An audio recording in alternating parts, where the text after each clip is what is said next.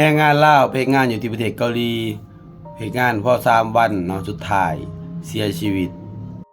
สบายดีท่านผู้เบิ่งทั้งหลายและก็คือเช่นข่าวเนาะว่าแรงงานลาวไปงานอยู่ประเทศเกาหลีใต้แล้วก็เสียชีวิตเนาะก่อนอื่นต้องขอแสดงความเสียใจยังครอบครัวผู้ที่สูญเสียในครั้งนี้เนาะคือบ่น่าก็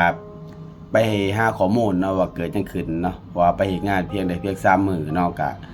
เสียชีวิตแล้วเนาะก็อุตส่าห์จากบ้านจากเมืองไปเพื่อเฮ็ดงานในการเนาะเพราะบางคนก็เป็นหนี้เป็นสินได้พี่น้องไปเฮ็ดงานอยู่ต่างประเทศนั่นนี่เนาะเป็นหนี้เป็นสินบางคนก็เอาที่ดินที่ย่างตามที่บ่น่าฮู้มานะบางคนน่ะนะว่าถึงนะบางคนก็ต้องเอาดอกที่ดินไปจำนำเพื่อไปเฮ็ดงานอยู่ที่เกาหลีก็มีคือกันได้พี่น้องแต่ว่าเคสนี้บ่น่าฮู้ว่าเป็นสันหรือบ่เนาะแต่พอถึงว่าที่บ่น่าฮู้มานะพี่น้องมาเว้าถึงแรงงานลาวคนนี้เนาะก็คือลาวได้เฮ็ดงานตามฤดูกาลเนาะก็คืองาน E8 เนาะคืองานตามฤดูกาลพอที่บ่น่าฮู้มานี่ก็ประมาณว่าเฮ็ดงานประมาณ5 ถึง 8 เดือนแหละเนาะก็เบิดสัญญาแล้วก็ต้องกลับบ้านอีกทีนึงเนาะคือผู้หญิงคนนี้เนาะเราไปวันที่5 เดือน 8 ปี2026เนาะเป็นงานฤดูกาลแล้วเนาะในวันที่6เราก็เฮ็ดงานปกติเนาะเฮ็ดงานปกติ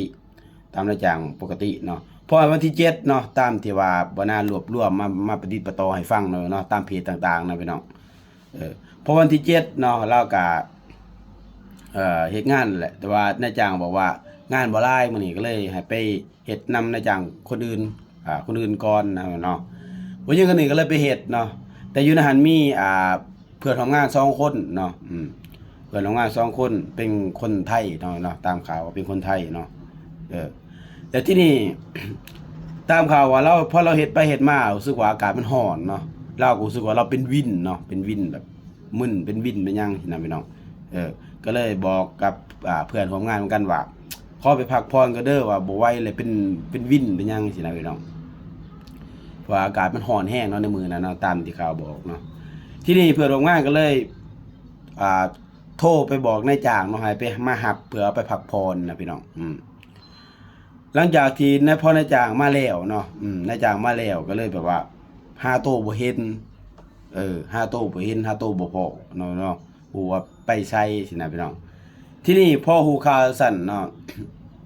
อันนี้มันก็สิมาอีกเพจนึงลงเนาะก็น่าสิเป็นเรื่องราวต่อเนื่องนะพี่น้องก็ประมาณว่า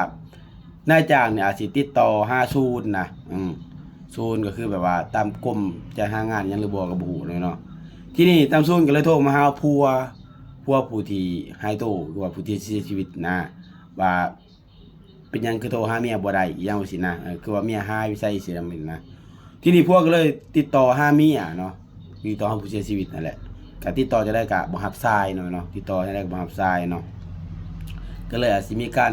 แจ้งเจ้าหน้าที่ยังไปแล้วเนาะเจ้าหน้าที่ก็เลยไปตรวจไปยังแล้วสุดท้ายแล้วเนาะก็เลยไปพบว่าเสียชีวิตเนาะขอแสดงความเสียใจอย่างครอบครัวที่สูญเสียเนาะก็เลยไปพบว่าเสียชีวิตเนาะแต่ว่าข้อมูลต่างๆเนาะที่ว่าเกิดเหตุเป็นหยังเสียชีวิตยังว่าสินะพี่น้องเจ้าหน้าที่ยังทันได้ให้รายละเอียดทันได้ฮู้สาเหตุว่าเกิดจากหยังเนาะก็นี่แหละพี่น้องเอ้ยคนเฮาเนาะอุตส่าห์ไปการเฮ็ดงานอยู่ใกล้บ้านใกล้เมืองเนาะคือบ่น่าเว้าอะไรพี่น้องบางคนเนาะบางคนก็เป็นหนี้เป็นสินนะพี่น้องเอ้ยเป็นหนี้เป็นสินเพราะว่าสิได้ไปเฮ็ดงานว่าเงินเดือนแพงๆเนาะเพื่อสิได้หาเงินหาคำมาให้ทางครอบครัวเนาะพอดีมีอยู่มีกินเนาะเพราะว่าบ่น่าเป็นบางคอมเมนต์ก็บอกว่าสิไปเฮ็ดหยังจังซี่เนาะก็บอกความจนหน่อยแหละอยากไปเนาะบางคนก็คิดว่าเฮงเข้าไปได้ดิบดีก็อยากไปแม่นบ่พี่น้องคือว่าคนเฮามัน